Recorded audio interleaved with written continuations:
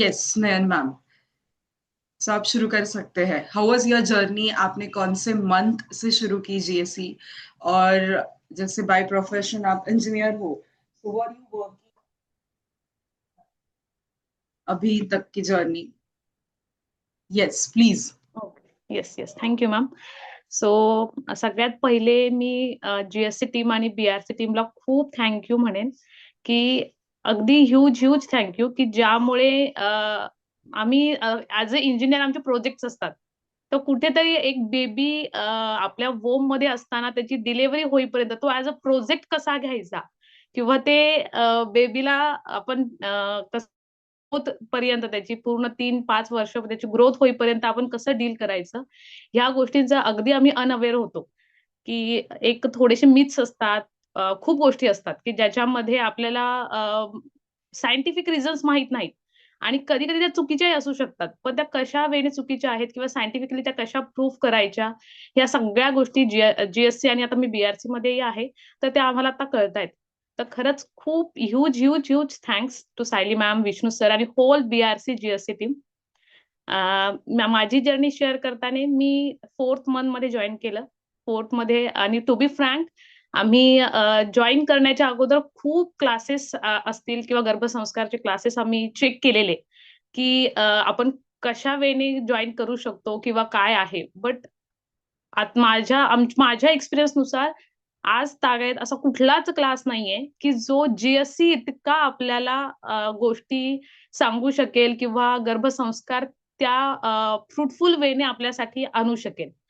Me almost 20-25 classes near by, माझ्या घराच्या near by me try केलेले, चेक केलेले. बट कम्पेअर केल्यानंतर जीएससी ची तुलनाच कुठे होऊ शकत नाही. इतक्या इनोव्हेटिव्ह आयडियाज क्रिएटिव्ह वेने इथे घेतलं जातं, पहिली गोष्ट.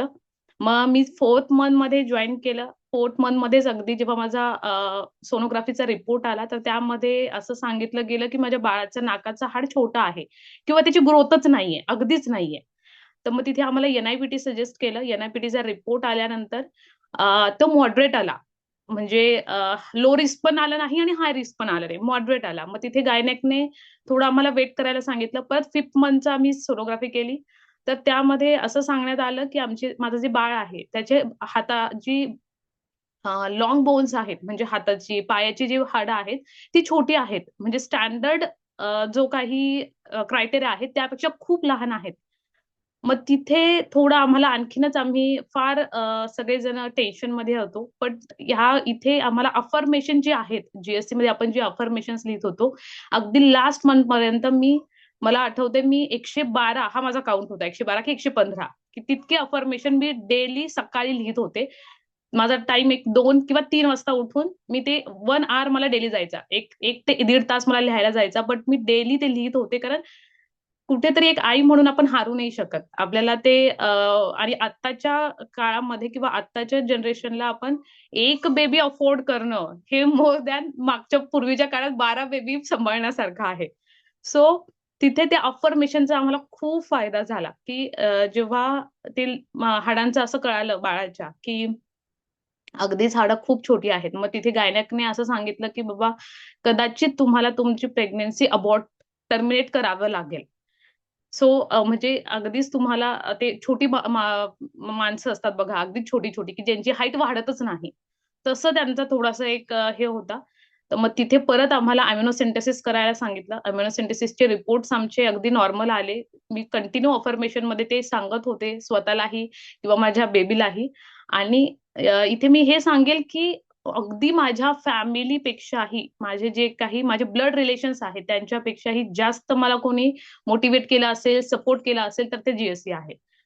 की जिथे मी अगदीच कसं होतं ना, की अशा काही गोष्टी आपल्याला कळल्यानंतर सगळेच टेन्शन मध्ये असतात, आणि तिथे एक आईला सपोर्ट करण्याच्या ऐवजी सगळेजण एक डिमोटिव्ह फेज म्हणा किंवा असं टेन्शन आल्यासारखं अशा सगळं एन्व्हायरमेंट जेव्हा घरात होतं ना, तर तिथे फक्त एकच गोष्ट अशी होती की जी मला सपोर्ट करते किंवा मला माझ्या माझ्या ऍज अ बॅकबोन म्हणून उभी आहे, तर ते जीएससी होतं. मी अगदीच कुठेच हे नाही केलं, डोक्यात असा विचारही नाही आणला की असं काही आहे, किंवा ही गोष्टच मी ऍक्सेप्ट करायला रेडी नव्हते पहिलं तर, की असं काही माझ्या बाळासोबत आहे. आणि हे ऍक्सेप्ट न करता पूर्ण मला डायव्हर्ट करण्याचं काम हे सगळं जीएससीच्या क्रिएटिव्ह ऍक्टिव्हिटीज असतील, आपले सॅटर्डे संडेचे सेशन्स असतील, मी कम्प्लिटली फक्त त्यावरच फोकस केला. आणि अफर्मेशनचा लिटरली इतका छान आम्हाला एक्सपिरियन्स आला की आता माझं बाळ फार हेल्दी आहे. ती इतकी हेल्दी आणि इतकी सपोर्टिव्ह आहे की अगदी मला असं वाटतं 2 महिने आणि 10 दिवस झाले तिला, पण त्या ह्या एजला सुद्धा ती सगळे इन्स्ट्रक्शन्स फॉलो करते. म्हणजे ज्यावेळेस आम्ही तिला तिचे पॅन्ट घालत असू, तिला जर असं म्हटलो आम्ही की माऊ पाय तुला वर करायचे, पाय वर कर, ती लिटरली पाय वर करते. की पॅन्ट तिला घालून द्यायची तर ती त्यासाठी म्हणजे ती इतके इन्स्ट्रक्शन्स फॉलो करते. इव्हन डे नाईटचं जे रुटीन आपण जीएससी मध्ये करत होतो, सांगत होतो अफर्मेशन्स मध्ये की आपल्याला नाईटला झोपायचंच आहे, डे असा आहे की जिथे आपल्याला ऍक्टिव्हिटी करायच्या आहेत, खेळायचं आहे, मस्ती करायची आहे. तर आता 15 दिवसापासून तिचं रुटीन असं सेट झालंय की नाईटला ती फक्त एकदा उठते फीडसाठी, तेही तिला उठवावं लागतं. आणि दिवसभर ती झोपत नाही, लिटरली ती झोपतच नाही. म्हणजे अक्षरशः कधी कधी आम्ही सगळे कंटाळतो की अरे बाबा तू 2च महिन्याची अजून, तुला झोपायचं आहे. पण ती नाही झोपत, ती आणि नाईटला ती फुल झोप घेते. म्हणजे ती खूप सपोर्टिव्ह आहे. आणि जे काही आता त्याच्यामध्ये परत बीआरसीचा मी असं सांगेल की जीएससी जेव्हा कम्प्लीट झालं, माझं बाळ 18 दिवसांचं असताना मी बीआरसी जॉईन केलं. तर जेव्हा मी जीएससीचा पहिलं वर्कशॉप आपलं झालं होतं पिंपरी चिंचवड मॉलमध्ये, तर तेव्हाच मी डिसाईड केलेलं की माझं जीएससी कम्प्लीट झाल्यानंतर माझं बाळ जेव्हा मी हेल्दी किंवा एक रिकव्हरी माझी बऱ्यापैकी होईल, की मी तेव्हाच माझं बीआरसी जॉईन करणार आहे, हे मी स्वतःच ठरवलेलं. म्हणजे इथे मला कोणाला विचारायचंही नव्हतं, परमिशनही घ्यायची नव्हती की काहीच नाही. मला माहितीये मी जीएससी करेल नाही करेल ती नंतरची गोष्ट आहे, पण मी पुढे जाऊन बीआरसी मी नक्की जॉईन करणार आहे. तर मग माझं बेबी 18 डेजचं होतं तेव्हाच मी बीआरसी जॉईन केलं. आणि बीआरसी जॉईन करण्याचं माझं फार तो मुद्दा क्लिअर होता की गर्भसंस्कार करून जेव्हा आपण ती कॅपॅसिटी वाढवलीये, तर त्यात फीड कसं करायचंय हे आपल्याला नाही सांगू शकत, आपले नातेवाईक नाही सांगू शकत, आपली आई नाही सांगू शकत, कारण की तेव्हा हा काही प्रकार नव्हताच मुळे, त्यांना या गोष्टी माहीतच नव्हत्या. तर मग ती त्या कॅपॅसिटीमध्ये किंवा ते जी तिचा ब्रेन तितका आपण कॅपॅसिटीचा केलाय, तर तिथे फ्रुटफुल गोष्टी म्हणा, युजफुल किंवा कुठल्या वेने आपल्याला त्या बाळाला वाढवायचंय, ही गोष्ट फक्त आपल्याला बीआरसी सांगू शकते. सो मी त्यामुळे बीआरसी अगदीच कुणाचीही परमिशन न घेता, कुणाला काहीही न विचारता डिरेक्टली बीआरसी मी जॉईन करून दिलेलं. सो त्याचा मला खूप फायदा होतोय. म्हणजे जीएससी जॉईन केल्याचा फायदा तो कुठल्याच शब्दात आपण नाही मांडू शकत. किंवा बीआरसी पण मी आता रोज तिच्यासोबत ऍक्टिव्हिटी करतेय, तिला रोज काही गोष्टी सांगतेय, तर ती खूप अटेंटिव्ह आहे. जे कोणी भेटायला येतात, व्हिजिटर्स येतात, नातेवाईक येतात ना, प्रत्येक जण हे सांगतो की ही नाही वाटत ही 2 महिन्याची नाही, ही लेकरू आत्ताच असं वाटतं की ही 5 to 6 मंथची आहे किंवा 7 to 8 मंथची आहे. ती आत्ताच आपण जेव्हा टमी टाइम देतो ना, तर टमी टाइम देताना ती 1 मिनिट सुद्धा ती पोटावर थांबत नाही, स्वतःची सरळ होऊन जाते. जे की बाळ अगदी ते रडतात की त्यांना सरळ करा म्हणून, ते नाही नाही करता येत किंवा त्यांना स्वतःची बॉडी तेवढी फ्लेक्झिबल नसते किंवा त्यांना नाही सरळ होता येत. माझी मऊ आत्ताच स्वतःच सरळ होऊन जाते. म्हणजे तो इतका आम्हाला प्रत्येक गोष्टीत आम्हाला ते जाणवतं. आणि तिथे ना अगदी माझे हजबंड फार त्या बाबतीत ना, माझ्या बाबतीत अगदीच कसं झालं, जे बॉन्डिंग आपण जीएससी मध्ये करत गेलो ना, तर तिथे त्यांना आता ह्या गोष्टी दिसतात की किती ऍक्टिव्ह किंवा किती काम, किती ते न त्रास देणारं लेकरू आहे ना, तर ते प्रत्येक वेळेस मला रिअलाइज करून देतात की it's just because of you. मग त्यावेळेस माझं म्हणणं असं की no, it's not because of me, it's all because of GSC and BRC. की त्यांच्यामुळेच फार ह्या गोष्टी शक्य झाल्या किंवा आम्ही फार छान प्रकारे त्या लेकराला आता वाढवत आहोत. 1 महिना आणि 25 दिवसाचं असताना एखादं बाळ जर कुठलं मेडल जिंकत असेल, तर it's next to another thing. म्हणजे तो आनंदच गगनात मावू नाही शकत किंवा तो आनंदच वेगळा आहे. जेव्हा आता मी त्या कॉन्टेस्टमध्ये पार्टिसिपेट केलं, तेव्हा प्रत्येकाचा असा क्वेश्चन मार्क होता, की ह्या लहान लेकराला काय कळतंय किंवा ह्याची काय तू कॉम्पिटिशनमध्ये याला कॉम्पीट करायला लावणार आहेस? किंवा इतक्या लवकर तुला काय शिकवायचंय त्याला? गरज नाहीये. मोठं झाल्यावर तो शिकणारच आहे. ती शिकणारच आहे सगळं. मोठं झालं तर त्याला सांगणारच आहे सगळं.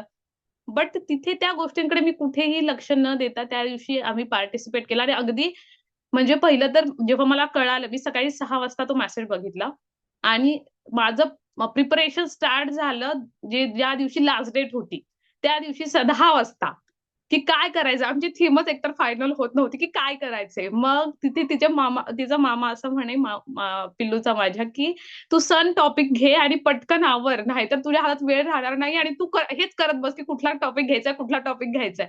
आणि ऑन द स्पॉट मग आम्ही अगदी, त्या दिवशी ती थोडी क्रँकी होती, बट तिला मांडीवर घेऊन मग ते सगळी प्रिपरेशन करून. पण ती ती एक गोष्ट पॉझिटिव्हली मी सांगू सांगू इच्छिते इथे, की अगदी म्हणजे पूर्ण दिवस ती क्रँकी होती. पण जेव्हा तो फोटोशूट करायचा होता किंवा जेव्हा तो व्हिडिओ बनवायचा होता, मी तिला पूर्ण दिवस सांगत होते, की "भाऊ आपल्याला फोटो काढायचे आहेत, आपल्याला व्हिडिओ करायचा आहे, आपल्याला सायली मॅमला हा व्हिडिओ पाठवायचा आहे आणि आय नो की तू सपोर्ट करणार आहेस. तुला तो करायचा आहे." असं करत आम्ही तिला फुल डे सांगत होतो आणि संध्याकाळी अगदी 5 किंवा 6 वाजता आम्ही तो शूट केला. तर पूर्ण 1 तास ती खेळली. खूप छान खेळली. तर तो 1 तास तिने फार आम्हाला छान सपोर्ट केला आणि तो व्हिडिओ आम्ही काढू शकलो. म्हणजे ती खूप इन्स्ट्रक्शन्स फॉलो करते. जे येस. काही आपण तिला इथे पॉझिटिव्हली इथे एक थोडं इंटरप्ट करते. बऱ्याच जणांना असं ऐकताना असं वाटू शकतं, की अरे इतकं लहान बाळ आहे, तर त्याला काय येस. कॉम्पीट करायचंय.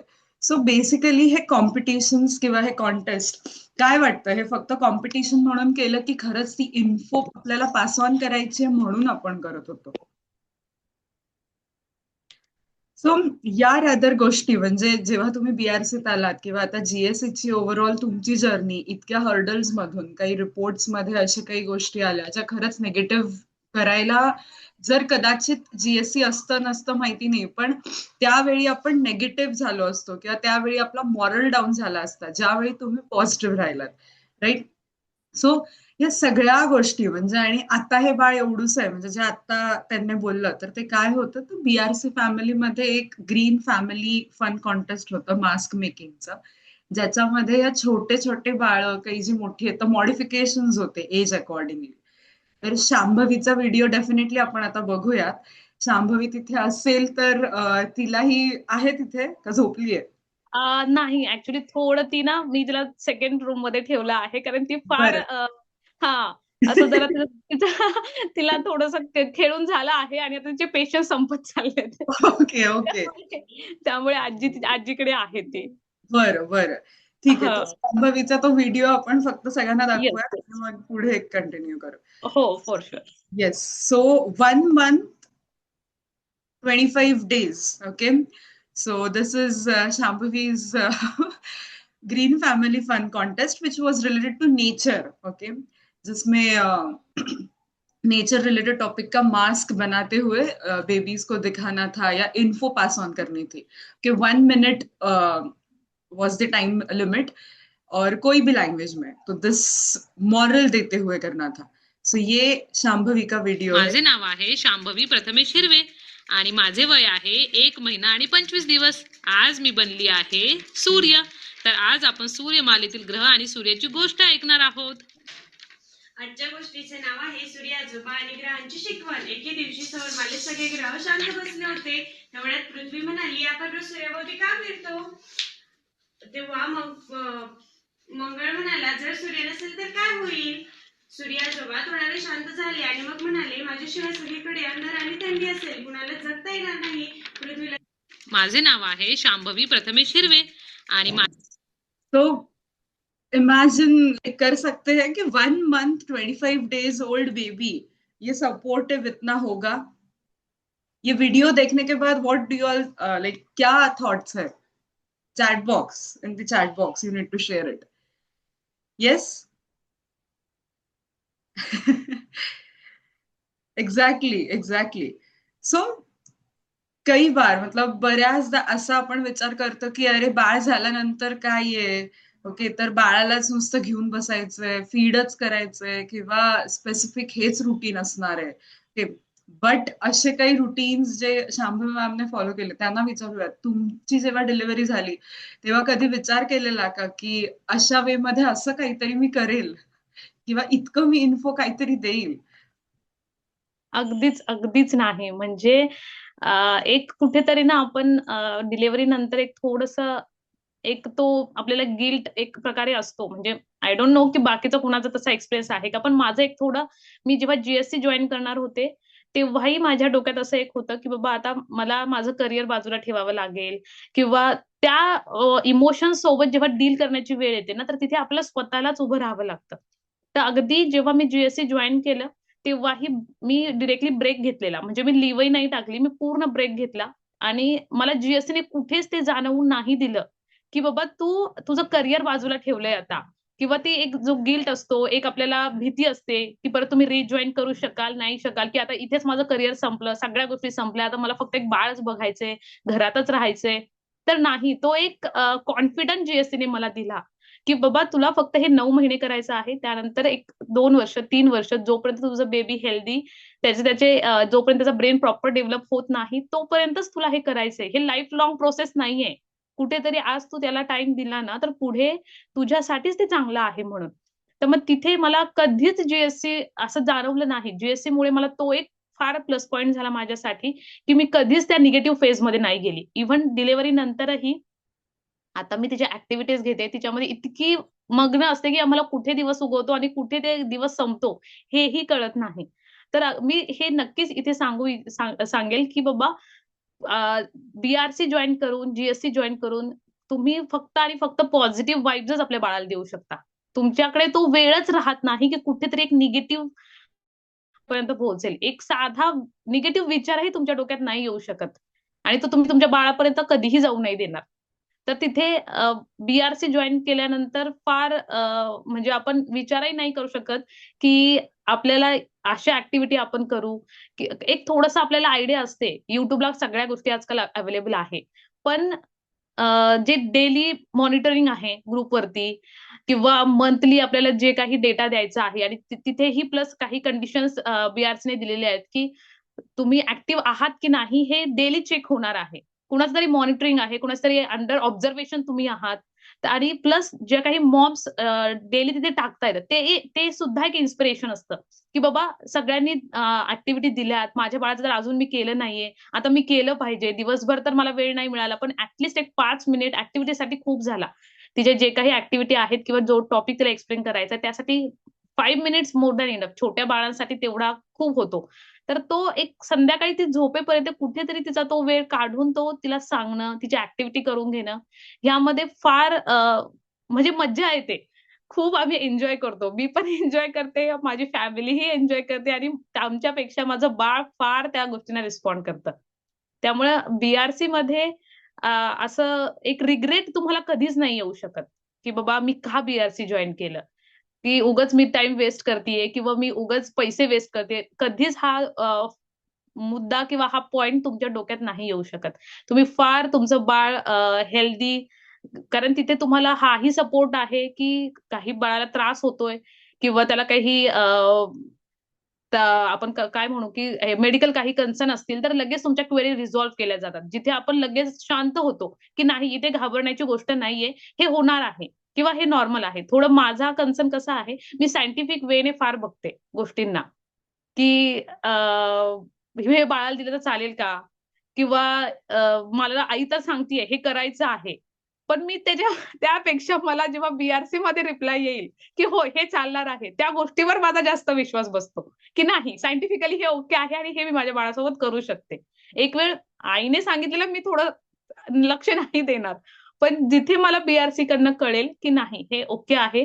इथे डॉक्टरांनीच मला अप्रूव्ह केलं आहे, की तू हे करू शकतेस, तर काही हरकत नाही. हे मी करू शकते.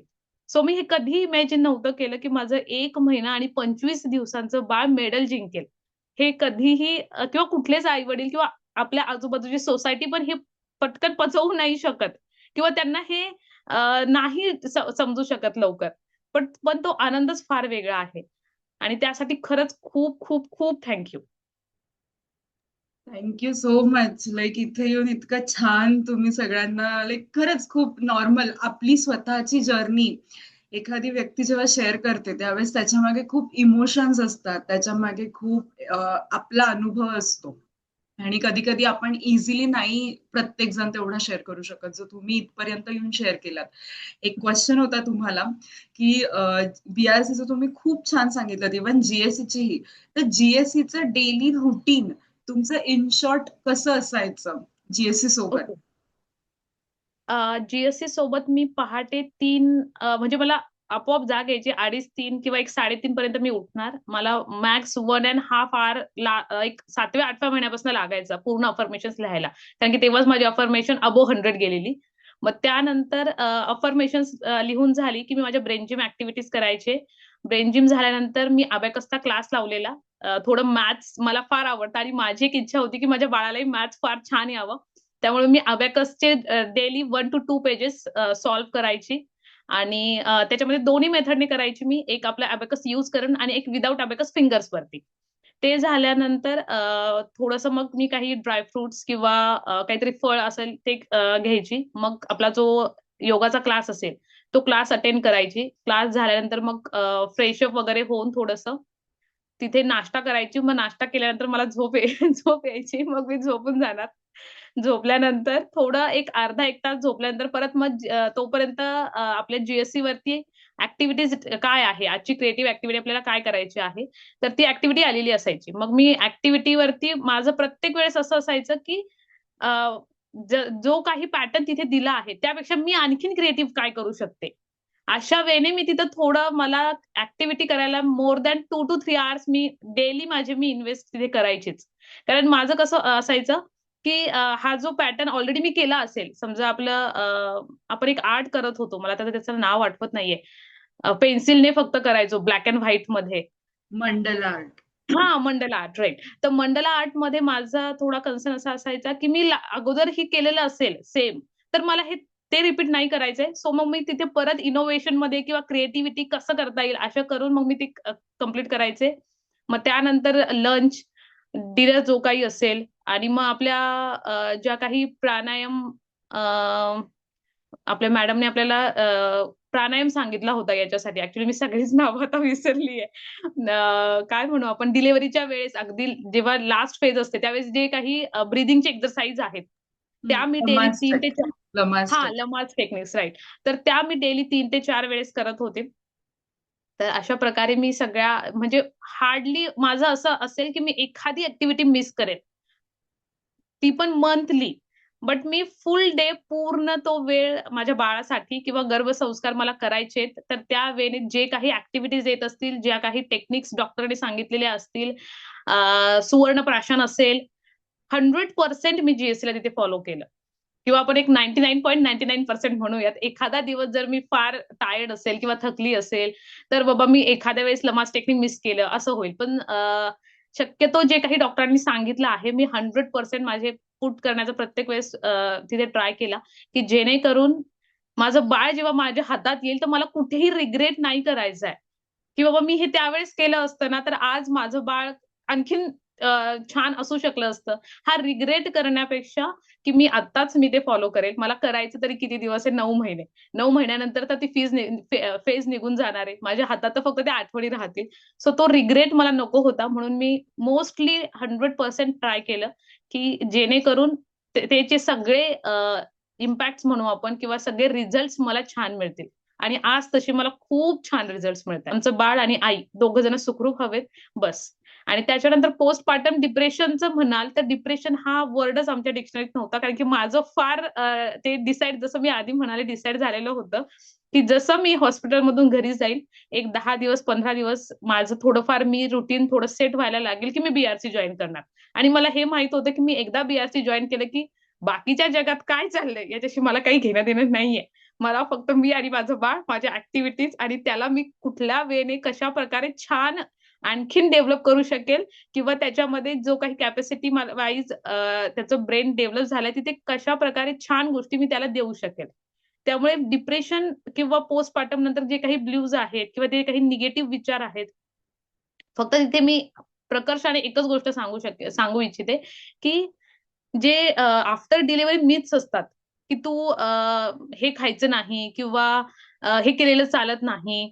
इव्हन जीएससी मध्ये असतानाही ग्रहण होतं. म्हणजे आता मला इथे कुणाच्याही भावना नाही दुखवायच्या आहेत किंवा तुम्ही केले ते चुकीचं केले असं नाही सांगायचं. मी फक्त माझा एक्सपिरियन्स इथे शेअर करतेय की मी नाही पाळलं.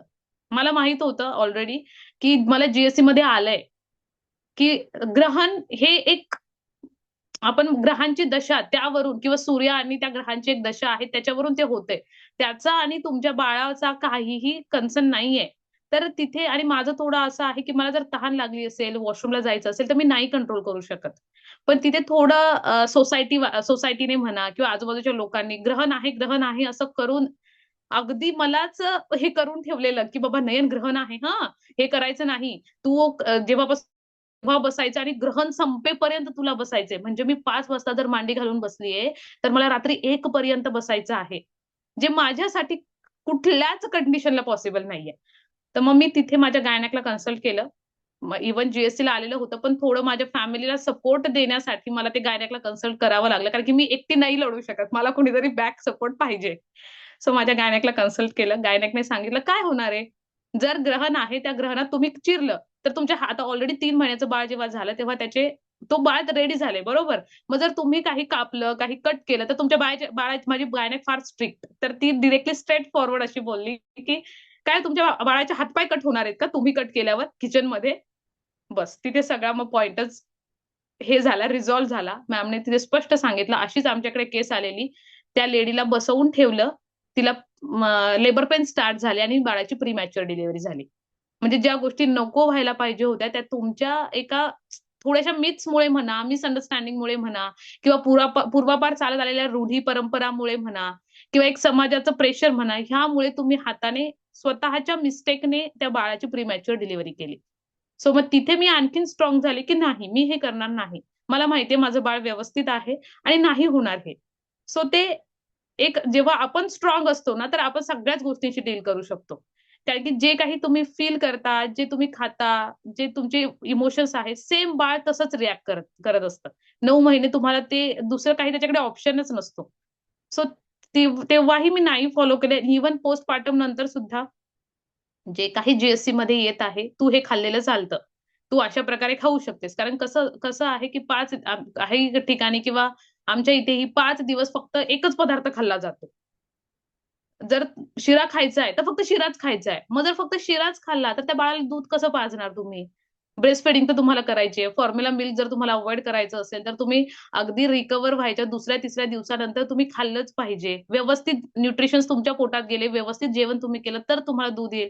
तर तुम्ही बाळाला व्यवस्थित फीड करू शकाल. अदरवाईज तुम्ही कसं करणार आहात? सो तिथेही मी फार हे होते, की नाही आणि माझ्या गायनेकनेही तिथे फार स्ट्रिक्टली सगळ्यांना सांगितलेलं किंवा मलाही सांगितलेलं, जर तुला यांनी फक्त हेच खायचंय असं सांगितलं, की तू मला सांग. मग मी बाकीच्यांशी कसं डील करायचं बघते. त्यामुळे खाण्याच्या बाबतीतही असेल, तर तिथे फार आम्ही जीएससी, बीआरसीचे हे फॉलो केले, की नाही हे चालतं, हे माहिती आहे आणि हे असंच होणार. तर ते फार तिथे आपल्याला स्ट्रॉंग मी सांगेल इतकंच, की तुम्हाला एक आई म्हणून फार स्ट्रॉंग राहावं लागेल तिथे. कुठेतरी गोष्टी कशा होऊन जातात, की मग राग येणं किंवा वाईट वाटणं अशा गोष्टींमध्ये जातो. बट त्याला ऑप्शन नाहीये. जर बाळासाठी तुम्हाला उभं राहायचंय, तर ह्या गोष्टी कराव्याच लागतात. त्याला पर्याय नाही. आणि एक 4 दिवसांनी, महिन्याने हे त्यांनाही रिअलाईज होतं, की नाही हे आहे, हे बरोबर आहे. म्हणजे त्यांची कुठेतरी ती सोसायटीची चूक आहे असंही म्हणू शकत नाही. पूर्वापार त्या गोष्टी चालत आल्यात, त्यामुळे त्यांच्या डोक्यात त्या फिक्स आहेत. आणि जर आपल्याला त्या बदलायच्या आहेत, बदल हा एका दिवसात शक्य नाही. ते स्वभाव नाही बदलू शकत किंवा त्यांचे विचार लगेच नाही बदलू शकत. त्या कृतीतूनच दाखवू शकतो. त्यामुळे अगदी बीआरसी जॉइन केल्यानंतर किंवा डिलिव्हरी नंतरही अगदी डिप्रेशन म्हणा किंवा काही निगेटिव्ह थॉट्स म्हणा, हे नव्हते. बिलकुलच नव्हते. कारण की माझ्या डोक्यात एकच गोष्ट फिक्स होती, मला बीआरसी जॉइन करायचंय आणि बस. बीआरसी जॉइन केल्यानंतर तर माझं रुटीन असंही फिक्स होणार आहे. म्हणजे तिथे मी एक इन्सिडेंट सांगेल. माझ्या मिस्टरांनी फक्त मला एकच क्वेशन केलेला, की "अजून तुझी हेल्थ तितकी रिकव्हर नाहीये. तू ॲक्टिव्हिटी कशा करणार आहेस? किंवा तुझं रुटीन नाही अजून सेट, तर ते नाही कसं सेट होईल?" तर माझं फक्त एक स्ट्रेट फॉरवर्ड लाईन तिथे त्यांना आन्सर होतं, की "माझं जे रुटीन सेट नाहीये ना, ते बीआरसी मध्ये सेट होणार आहे. जर मी आज नाही जॉइन केलं ना बीआरसी, तर कुठेतरी तो एक थकवा असतो आणि हळू-हळू आपण जसं ते एका बॉक्समध्ये सेट होत जातो किंवा अ, ते रुटीन जे बसत जातं ना, तर तो एक थकवा, एक कंटाळा तो येतच जाणार आहे. तो आपण स्वतःहून नाही काढू शकत. तिथे कुठेतरी कोणीतरी बघणारं, सांगणारं पाहिजे. आणि जर मी बीआरसी जॉइन करतेय, ठीक आहे म्हटलं, की आज मी माझं बाळ 18 दिवसांचं आहे. मला माहिती आहे मी आज जॉइन केलं ना, तर मी लगेच सगळ्या ॲक्टिव्हिटी नाहीच करू शकणार. नक्कीच नाही करू शकणार. पण हळू-हळू डे बाय डे एक 4 ॲक्टिव्हिटी, 2 ॲक्टिव्हिटीने मी स्टार्ट करेल. तर 1 महिन्यात तर माझं रुटीन सेट होईल. आणि आज ती सिच्युएशन आली आहे. मी 18 दिवसांचं असताना जॉईन केलं होतं. मी फक्त 2 गोष्टींनी स्टार्ट केलं, की माझ्या बाळाला जो काही टॉपिक आलाय तो एक्सप्लेन करायचा आहे आणि जी काही ऍक्टिव्हिटी दिली तेवढीच करायची आहे. याच्या पलीकडे मी कशाने स्टार्ट केलं नाही. नाही मी अफर्मेशन्स तेव्हा मला शक्य झाले लिहिणं किंवा फ्लॅश कार्ड दाखवणं शक्य झालं, स्टोरीज सांगणं शक्य झालं, काहीच नाही झालं. किंवा ते घरच्यांना पण अंगवळणी पाडण्यात किंवा ते रुटीन त्यांना सांगण्यात हे नाही तेव्हा शक्य झालं. बट आता मी 1-1.5 महिना पुढे आलीये, तर मी ऑलमोस्ट 7 ते 8 ऍक्टिव्हिटी करतेय. ज्या की टॉपिक एक्सप्लेन असेल, फ्लॅश कार्ड असेल, स्टोरी टेलिंग असेल, अदर दॅन एक्स्ट्रा ऍक्टिव्हिटी ओम चॅन्टिंग असेल, मंत्राज असतील, तर ह्या एफर्मेशन्स असतील, ह्या मी आता ऍड करत चाललीये. जेणेकरून कसं होईल की मी आणखीन पुढे 2 महिने जाईल तर माझ्या 100% ऍक्टिव्हिटी होतील तिथे. म्हणजे मला इथे सांगण्याचं हेच आहे की बीआरसी जर जॉईन करायचं असेल तर ऍज अर्ली ऍज पॉसिबल. नाहीये तुम्हाला शक्य ना 10 ऍक्टिव्हिटी करणं, तर ऍटलीस्ट 1 ने स्टार्ट करा. की तुम्ही 1 महिन्यानंतर पूर्ण त्या 1 महिना म्हणा, 2 महिना म्हणा, तुम्ही एकतर तुम्ही एंगेज व्हाल, प्लस ऍक्टिव्हिटीज तुमच्या वाढत जाणार. सो अशा प्रकारे मी बीआरसी मध्ये आता माझं रुटीन फॉलो करतेय. Great, great. Thank you so much. खरं थँक्स अ लॉट की तुम्ही तुमचा एक्सपिरियन्स इतका इन डिटेल आणि इतकं एनर्जीने एवढ्या सकाळ सकाळी 2 महिन्याचं बाळ असताना इथे येऊन शेअर केलात यासाठी. Thank you so much. आणि आय होप बाकी तुम्हाला जितक्या म्हणजे ऑलमोस्ट 238 जण इथे आपण आहोत. सो एवढ्या सगळ्या मॉम्सने तुम्हाला ऐकलंय, एवढ्या सगळ्या फॅमिलीजने तुम्हाला ऐकलंय. सो डेफिनेटली ते इन्स्पिरेशन तुमच्या एनर्जीनेच कदाचित त्यांना गेलं असेल. ज्या मॉम्स 8th-9th मंथ मध्ये असतील, ज्यांनी ऑलरेडी डिलिव्हर्ड केलं असेल, ज्या प्रेग्नन्सी मध्ये ऑलरेडी आहेत, काही जीएससीत असतील, काही नसतील. ओके, सो सगळ्यांना तुमची ती एनर्जी बघून एवढ्या सकाळ सकाळी ती एनर्जी नक्कीच पोहोचली असेल. And yes, thank you so much. Thanks a lot once again for sharing your experience in detailed with all of us. Yes, आणि शांभवीला थँक्यू सो मच की इतका वेळ ती छान शांत बसली. हो. तिच्या आजीला थँक्यू, ते तिथे घेऊन बसले. हो, हो. सो अगदी तुम्हालाही ग्रेट. खूप थँक्यू. म्हणजे तुम्हाला ह्या आणखीन एक थँक्स यासाठी, की मी जेव्हा प्रेग्नन्सी फेजमध्ये होते, त्यावेळेस तुम्ही कुठेतरी हा असा शो अरेंज केला त्या मॉम सोबत, की त्यामुळे मला एनर्जी मिळाली आणि आज मी बीआरसी जॉइन करू शकले. कुठेतरी माझेही डाउट्स क्लिअर झाले आणि मीही बीआरसी जॉइन करू शकले. So huge thanks to all of you. BRC टीमसाठीही, इव्हन जीएससी प्लस ज्या काही मॉम्स इथे आहेत, आपण जीएससी मध्ये असतानाही होत्या, सगळ्यांना तितकंच थँक्स. कारण की त्यांच्या सोबतही एक बॉन्डिंग आमचं झालेलं, एक इन्स्पिरेशन सगळ्या मॉम्स कडनंही आम्हाला मिळत होतं. So once again thank you so much की इतका छान प्लॅटफॉर्म तुम्ही सगळ्या मॉमसाठी उपलब्ध करून दिला आहे. खूप छान प्रकारे आपण इथे आपल्या गोष्टी एक्सप्लोर करू शकतो किंवा आपले डाउट्स क्लिअर करू शकतो. त्यासाठी खरंच खूप खूप थँक्यू.